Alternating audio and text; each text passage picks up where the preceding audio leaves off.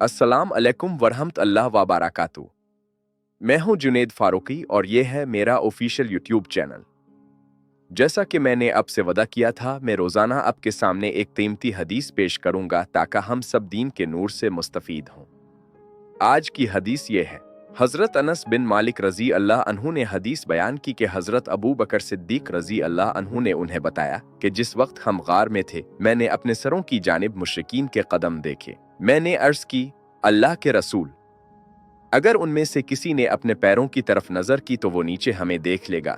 रसूल अल्लाह सल्लल्लाहु अलैहि वसल्लम ने फरमाया, अबू बकर, तुम्हारा इन दो के बारे में क्या गुमान है जिनके साथ तीसरा अल्लाह है।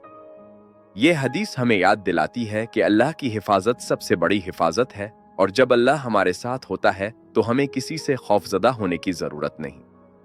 अगर आपको ये वीडियो पसंद आई हो तो बरा करम लाइक करें, अपनी राय और ख्यालात कमेंट में लिखी और मेरे चैनल को सब्सक्राइब करना ना भूली ताकि आप हर रोज की हदीस से मुस्तफीद हो सकें।